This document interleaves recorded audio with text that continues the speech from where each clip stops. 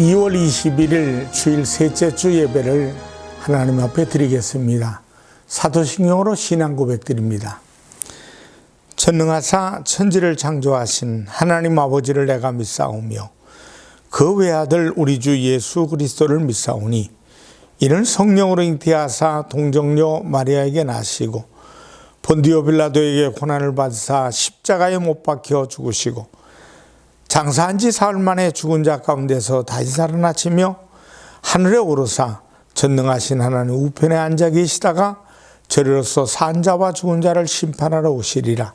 성령을 믿사오며 거룩한 공예와 성도가 서로 교통하는 것과 죄를 사하여 주시는 것과 몸이 다시 사는 것과 영원히 사는 것을 믿사옵나이다. 아멘.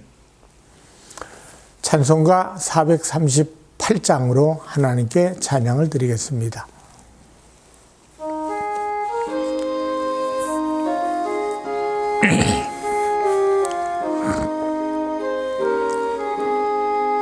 내 영혼이 은총 입어 중한 죄짐 벗고 보니 슬픔 많은 이 세상도 천국으로 화하도다.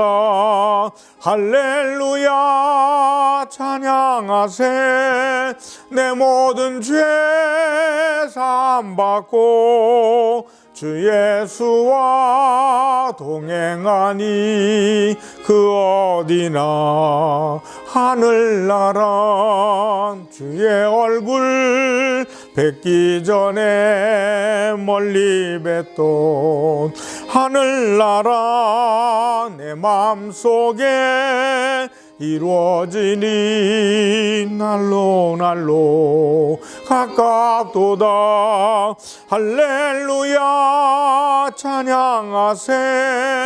내 모든 죄 사함받고 주 예수와 동행하니 그 어디나 하늘나라 높은 산이 거친 들이 소막이나 궁궐이나 내 주 예수 모신 곳이 그 어디나 하늘나라.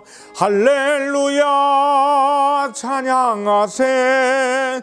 내 모든 죄 사함받고 주 예수와 동행하니 그 어디나 하늘나라. 기도하겠습니다. 살아계신 하나님 아버지, 하나님의 은혜 가운데 우리들이 살아가게 하신 것 감사합니다. 참 많은 사람들이 어려움과 또 고통 속에서 하나님의 도우심이 필요합니다. 코로나19로 인해서 어려운 사업장들 그리고 가정생활 환경의 모든 것이 하나님 고통 속에 있사오니 하나님 저들의 삶 속에 위로하심과 은총이 임하게 도와주시옵고 하나님을 사랑하는 백성들이 손 모아 기도할 때마다 어서 이 코로나19를 이길 수 있는 능력을 그리고 아버지 모든 여건과 조건이 갖춰질 수 있도록 하나님이 인도하여 주시옵소서. 오늘도 하나님 말씀을 듣기를 원합니다. 힘을 얻기를 원합니다. 살아계신 주님을 만나기를 원합니다. 말씀을 들으며 용기를 내게 하시고 말씀을 들으면서 희망이 넘쳐나는 우리의 삶이 되게 하여 주시옵소서. 예수님의 이름으로 기도드리옵나이다. 아멘. 은혜 받으실 말씀은 데살로니가전서 5장 1절에서 11절 말씀이 되겠습니다. 형제들아 때와 시기에 관하여는 너희에게 쓸 것이 없음은 주의 날이 밤에 도둑같이 이를 줄을 너희 자신이 자세히 알기 때문이라. 그들이 평안하다 안전하다 할 그때에 임신한 여자에게 해산의 고통이 이름과 같이 멸망이 갑자기 그들에게 이르리니 결코 피하지 못하리라. 형제들아 너희는 어둠에 있지 아니하며 그 날이 도둑같이 너희에게 임하지 못하리니 너희는 다 빛의 아들이요 낮의 아들이라. 우리가 밤이나 어두움에 속하지 아니하나니 그러므로 우리는 다른 이들과 같이 자지 말고 오직 깨어 정신을 차리라. 자는 자들은 밤에 자고 취하는 자들은 밤에 취하되 우리는 낮에 속하였으니 정신을 차리고 믿음과 사랑에 호심경을 붙이고 구원의 소망에 투구를 쓰자. 하나님이 우리를 세우심은 노하심에 이르게 하심이 아니요 오직 우리 주 예수 그리스도로 말미암아 구원을 받게 하심이라. 예수께서 우리를 위하여 죽으사 우리로 하여금 깨어 있든지 자든지 자기와 함께 살게 하려 하셨느니라. 그러므로 피차 권면하고 서로 덕을 세우기를 너희가 하는 것 같이 하라. 데살로니가 전서 5장 1절로 11절의 말씀을 통해 그날을 위한 삶, 이런 제목으로 말씀을 전합니다. 사람들은 저마다 미래에 관심이 많습니다. 앞으로의 우리의 미래는 어떨까? 이에 대해 미래학자들은 두 가지로 진단을 합니다. 우선 부정적인 미래관입니다. 앞으로 이 세계는 환경 문제가 더 심각해질 것이고 인구 문제, 식량 문제, 빈부격차, 질병 문제가 더욱 심각해질 것이고 그리고 민족주의적인 그 차별로 인해서 전쟁이 있고 독립을 위한 몸부림이 심하게 일어날 것이고 이로 인한 내전이 계속될 것이라고 봅니다. 그러나 이에 반해 긍정적인 미래관이 있습니다. 과학기술의 발달로 오히려 이러한 문제가 해소될 수 있다고 봅니다. 유엔에 따르면 2100년 기준으로 한국인의 기대 수명은 평균 92.5세. 그러나 노화 연구학자들은 머지않아 100세 시대는 옛말이 될 것이라며 곧 초수명 시대가 도래할 것이라고 합니다. 워싱턴 대학의 매트 캐블라인 교수는 지난 2016년 라파마이신의 노화를 막는다는 연구 결과를 발표했습니다. 라파마이신 물질을 쥐에다 투여했더니 일반 쥐에 비해서 수명이 1.8배나 연장되는데 사람으로 치면 60세 노인이 140세까지 생존한다는 것으로 노화를 터득이 하는 영향을 줄 수 있다는 주장을 했습니다. 미래 과학자들은 농사기술의 발달, 식량 문제도 해결할 수 있다는 겁니다. 암을 정복하고 에이즈를 정복하고 모든 문제를 해결할 수 있다고도 봅니다. 그러나 미래에 관하여 확실한 것은 불확실하다는 것입니다. 변수가 어떻게 작용할지 모릅니다. 유전자 조작된 동식물이 인체에 어떤 해악을 끼칠지 아무도 모릅니다. 코로나19 바이러스 질병 이후에 또 어떤 질병이 발생할지 아무도 모릅니다. 그래서 불확실한 것이 확실한 것이다. 이것이 답입니다. 자, 그런데 성경은 무엇이라고 합니까? 성경은 과학과 기술의 발달과 상관없이 이 세상에 대해서 부정적입니다. 예수님께서 종말의 현상에 대해서 말씀하시면서 세 가지 차원에서 말씀하십니다. 첫째는 자연적인 현상입니다.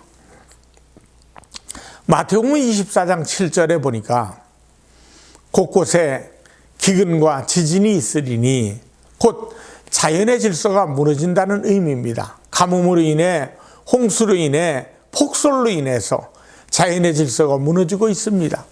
세계적으로 지진 발생 빈도가 점점 늘어나고 있습니다. 안전하다고 하는 우리나라에도 예외는 아니라고 합니다. 두 번째는 인간성의 변화입니다. 마태복음 24장 12절에 불법이 성함으로 많은 사람의 사랑이 식어지리라. 디모데후서 3장 1절에서 5절에서는 아주 구체적으로 말씀을 하고 있습니다. 너는 이것을 알라. 말세에 고통하는 때가 이르러 사람들이 자기를 사랑하며 돈을 사랑하며 자랑하며 교만하며 비방하며 부모를 거역하며 감사하지 아니하며 거룩하지 아니하며 무정하며 원통함을 풀지 아니하며 모함하며 절제하지 못하며 사나우며 선한 것을 좋아하지 아니하며 배신하며 조급하며 자만하며 쾌락을 사랑하기를 하나님 사랑하는 것보다 더하며 경건의 모양은 있으나 경건의 능력은 부인하니 이 같은 자들에게서 네가 돌아서라. 민족과 민족의 싸움은 이러한 문제에서입니다. 개인 간의 다툼과 싸움도 이러한 문제 때문입니다. 믿는 사람들 안에서도 이러한 일이 일어난 것입니다. 세 번째는 종교적 타락입니다. 마태복음 24장 4절에서 5절 말씀에 보면 너희가 사람의 미혹을 받지 않도록 주의하라. 많은 사람이 내 이름으로 와서 이르되 나는 그리스도라 하여 많은 사람을 미혹하리라고 주님께서 말씀하십니다. 앞으로의 시대에는 더 많은 거짓 선지자들이 일어날 것입니다. 자칭 메시아, 예수라고 하는 사람들이 더 일어날 것입니다. 왜요? 기계화와 조직적인 사회 속에서 사람들이 영적인 갈망 가운데로 들어가기 때문입니다. 이로 인해 영성의 필요성이 절실하게 필요합니다. 따라서 자연히 사이비 이단들이 극성을 부리게 됩니다. 성경은 종말론적인 현상에 대해서 이렇게 말씀하면서 앞으로의 세상은 마지막이 올 것이라고 말씀합니다. 오직 하나님만이 아십니다. 예수님도 스스로 알지 못하고 오직 아버지만이 아신다고 하셨습니다. 오늘 말씀에도 1절과 2절에서 형제들아 때와 시기에 관하여는 너희에게 쓸 것이 없음을 주의 날이 밤에 도둑같이 이를 줄 너희 자신이 자세히 알기 때문이라고 하십니다. 분명한 것은 마지막 날이 우리에게 올 것이라고 하는 점입니다. 그러나 이것은 끝을 의미하는 것이 아닙니다. 마냥 부정적인 것만은 아니라는 얘기입니다. 기독교의 역사관을 보면 종말에 관하여 말하기를 세상은 끝난다는 것으로 보는 것이 견해가 강합니다. 물론 끝이 있습니다. 우리 인생도 그렇지 않습니까? 반드시 시작점이 있고 그리고 끝이 있습니다. 때문에 부분적으로는 끝으로 드러납니다. 그런가 하면 순환의 역사로 받아들이는 사람들도 있습니다. 동양의 역사관은 순환의 역사관이죠. 그래서 역사는 반복된다는 것입니다. 윤회를 이야기하는 것도 결국 이러한 역사관에 의한 것입니다. 그러나 성경의 종말은 극단적인 끝을 의미하는 그런 종말이나 순환의 역사를 말하는 것이 아니라 완성을 의미합니다. 그리고 새로운 시작을 의미합니다. 오늘 말씀해 보십시오. 오늘 말씀은 종말의 현상에 대해서 말씀하시면서 종말의 의미도 동시에 말씀하고 있습니다. 오늘 본문 9절에서 10절 말씀을 봅시다. 하나님이 우리를 세우심을 노하심에 이르게 하심이 아니요 오직 우리 주 예수 그리스도로 말미암아 구원을 받게 하심이라. 예수께서 우리를 위하여 죽으사 우리로 하여금 깨어있든지 자든지 자기와 함께 살게 하려 하셨느니라. 종말에 대해서 말씀하시면서 이때를 하나님의 진노라고 하지 않고 구원이라고 합니다. 그리고 그리스도와 함께 산다고 합니다. 이것은 새로운 시작입니다. 이것에 따라서 삶의 의미도 내용도 다릅니다. 종말을 완성으로 받아들일 때 끝을 두려워하지 않습니다. 그리고 포기하지 않습니다. 그러나 끝이라고 받아들일 때 사람들은 두려워하거나 포기하는 삶을 살게 됩니다. 죽음을 두려워하는 이유는 끝이라고 생각하기 때문입니다. 그래서 물질에 대해서 사람에 대해서 미련이 남게 됩니다. 그것을 두고 간다는 것이 괴롭습니다. 한편으로는 될 대로 되라는 식의 삶이 됩니다. 어차피 끝나는 인생인데 즐길 대로 즐기다가 죽자는 식으로 삶을 살게 됩니다. 그러나 완성의 날로 보는 사람은 죽음을 진지하게 그리고 겸손히 받아들일 수 있습니다. 한때 고위직 공무원을 하던 분이 위암에 걸렸습니다. 살 날이 얼마 남지 않은 그런 가운데 있었습니다.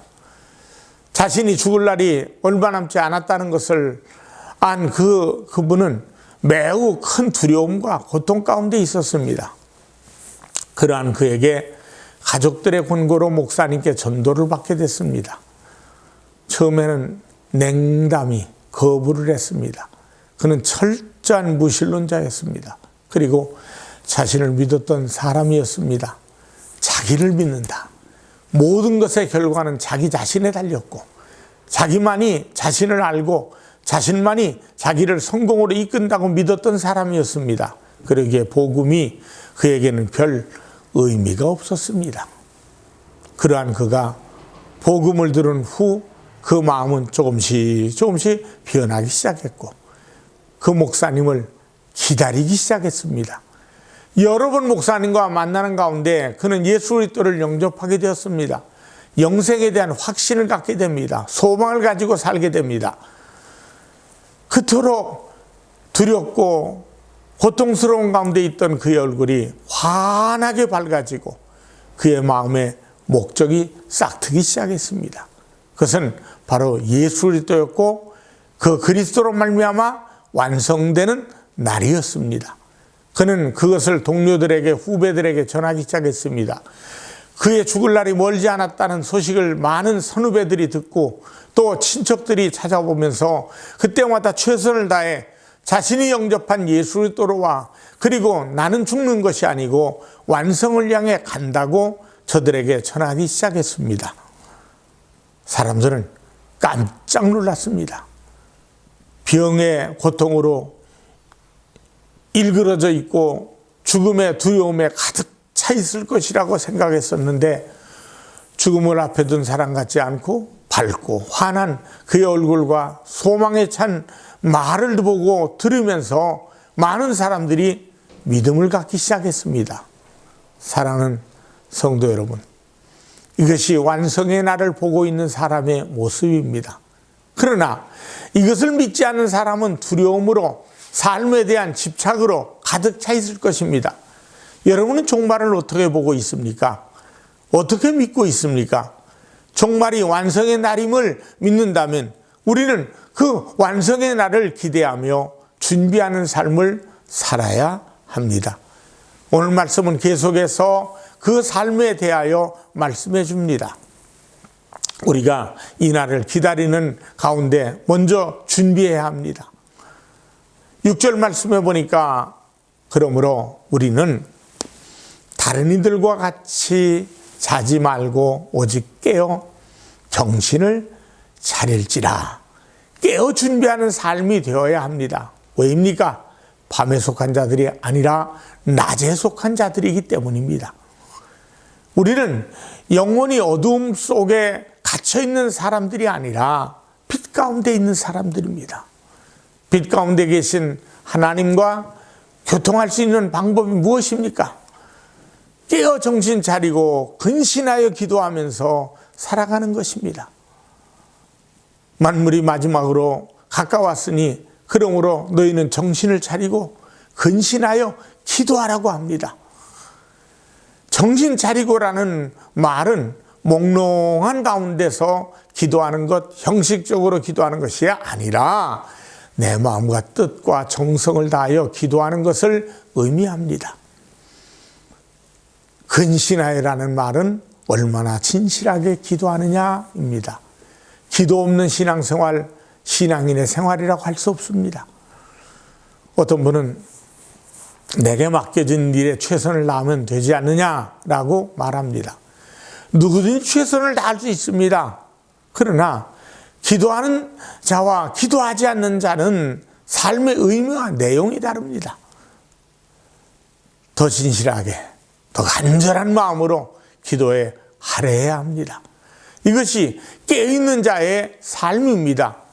오늘 우리는 완성의 날을 향해 가고 그날에 누릴 삶을 준비하면서 가는 훈련의 장임을 잊지 말아야 합니다. 이스라엘 백성들이 광야에서 노예 생활의 습관에서 벗어나서 하나님의 백성으로 훈련되어져 가듯이 오늘 우리도 광야 교회에서 하나님의 백성으로 훈련되어져 가는 것입니다. 그렇기 때문에 우리는 준비하는 자의 삶을 살아야 합니다. 그렇게 될 때 등불에 기름을 준비하고 신랑을 맞이하는 지혜로운 다섯 처녀와 같이 우리는 모든 날 중의 날, 그 완성의 날에 주님을 맞이하게 됩니다. 그러기 위하여 우리에게 있어야 할 가장 중요한 것은 사랑입니다. 사람이 세상을 떠나기 전에 가장 후회스러웠던 것이 무엇이냐고 물었더니 대답의 1위는 사랑이었습니다. 더 사랑하지 못한 것이 가장 후회된다는 것입니다. 임종을 앞둔 대다수의 사람들의 대답인 것입니다. 그래서 본문에서 이렇게 말씀합니다. 11절 말씀해 보니까 그러므로 피차 권면하고 서로 덕을 세우기를 너희가 하는 것 같이 하라. 서로 권면하고 이해하며 안아주고 품어주며 덕을 세우는 삶을 말씀합니다. 우리의 삶을 통해 덕을 세워야 합니다. 환영을 베풀면서 사랑의 봉사로 섬기면서 하나님의 백성된 삶을 보여야 합니다.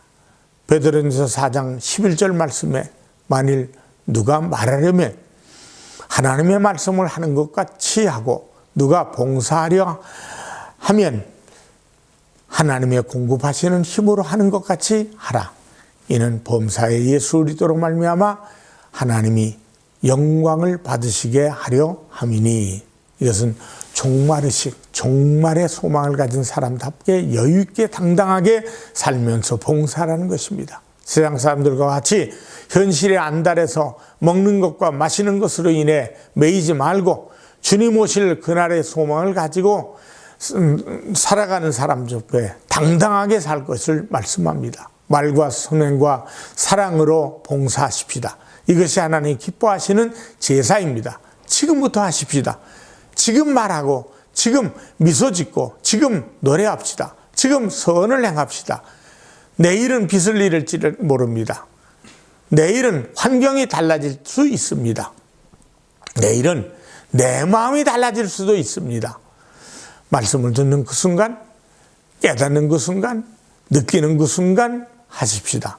이것이 종말을 사는 지혜요, 완성의 날을 사는 그런 사람의 행동입니다. 하나님은 오늘 우리에게 모든 날 중에 그 완성의 날을 약속하십니다.